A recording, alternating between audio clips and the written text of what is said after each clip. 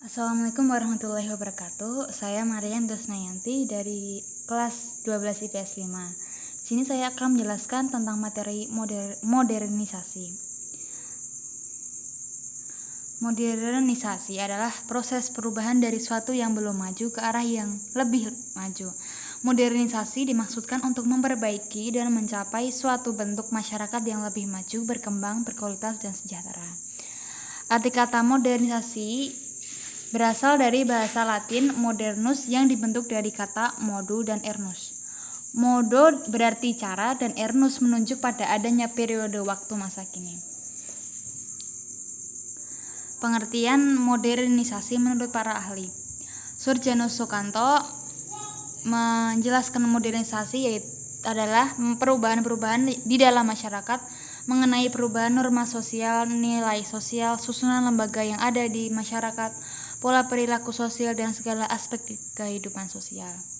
Menurut Astrid S. Susanto, modernisasi adalah proses pembangunan yang diberikan oleh perubahan demi kemajuan.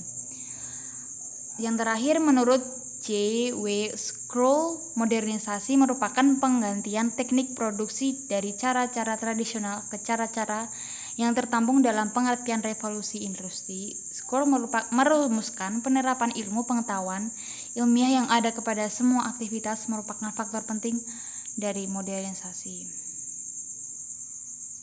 Syarat modernisasi menurut Sarjono Sukanto. Yang pertama, cara berpikir ilmiah atau scientific thinking yang sudah melembaga dan tertanam kuat dalam kalangan pemerintah maupun masyarakat luas. Yang kedua, sistem administrasi negara yang baik dan benar-benar mewujudkan birokrasi. Yang ketiga, sistem pengumpulan data yang baik, teratur dan terpusat pada suatu lembaga atau badan tertentu seperti BPS atau Badan Pusat Statistik. Yang keempat, penciptaan iklim yang menyenangkan terhadap modernisasi terutama media massa. Yang kelima, tingkat organisasi yang tinggi terutama disiplin diri. Yang keenam, sentralisasi wewenang dalam perencanaan sosial atau social planning yang tidak mementingkan kepentingan pribadi atau golongan.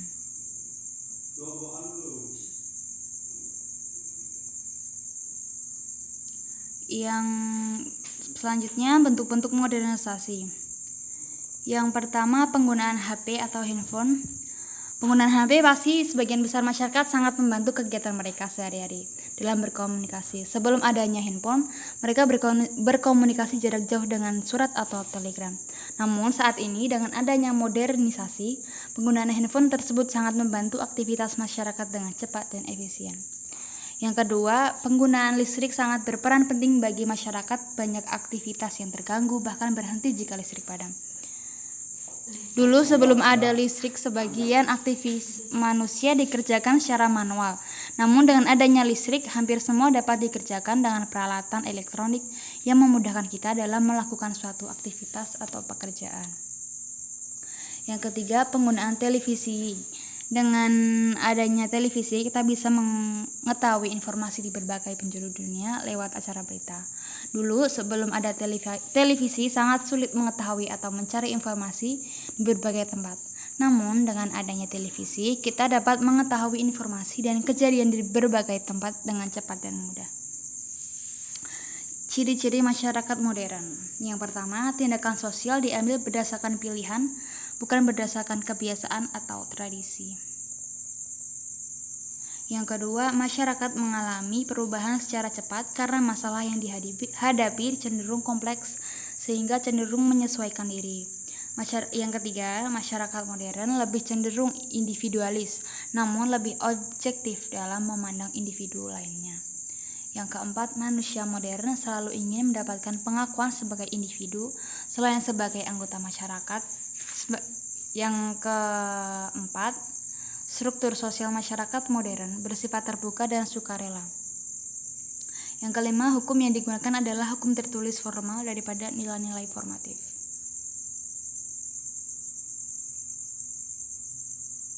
Dampak positif modernisasi. Yang pertama, memperkuat integrasi dalam masyarakat. Seperti yang telah dibahas sebelumnya, bahwa ciri manusia modern diantaranya adalah memiliki sikap yang terbuka terhadap segala bentuk pengalaman dan perubahan. Dengan adanya sikap ini, tentunya akan memperlancar proses komunikasi dan interaksi antar individu dalam masyarakat.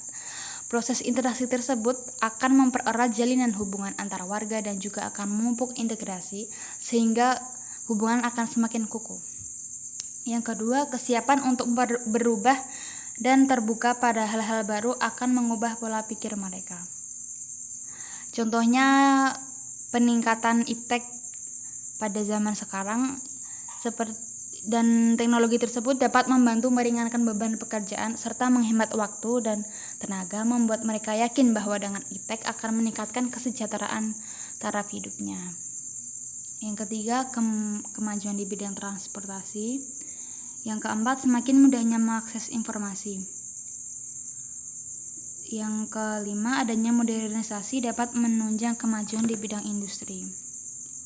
Dampak negatif dari modernisasi yaitu pola hidup konsumtif, sikap individualistik, gaya hidup kebarat-baratan, kesenjangan sosial. Pola hidup konsumtif pasti sangat merugikan bagi negara, dan dengan begitu masyarakat perkembangan industri yang pesat membuat penyediaan barang kebutuhan masyarakat melimpah. Dengan begitu masyarakat mudah tertarik untuk mengonsumsi barang dengan banyak pilihan yang ada. Sikap individualistik, masyarakat merasa dimudahkan dengan teknologi maju, membuat mereka merasa tidak lagi membutuhkan orang lain dalam beraktivitasnya. Kadang mereka lupa bahwa mereka adalah makhluk sosial. Gaya hidup kebarat-baratan. Tidak semua budaya barat itu baik dan cocok diterapkan di Indonesia. Budaya negatif yang mulai menggeser budaya asli adalah anak tidak lagi hormat kepada orang tua, kehidupan bebas remaja, dan lain-lain. Kesenjangan sosial, apabila dalam suatu komunitas masyarakat hanya ada beberapa individu yang dapat mengikuti arus modernisasi dan globalisasi, maka akan memperdalam jurang pemisah antara individu dengan individu yang lain yang stagnan. Hal ini menimbulkan kesenjangan sosial. Faktor pendorong modernisasi: adanya kontak dengan kebudayaan lain, sistem pendidikan formal yang maju, sikap menghargai hasil karya, sistem terbuka masyarakat, orientasi ke masa depan.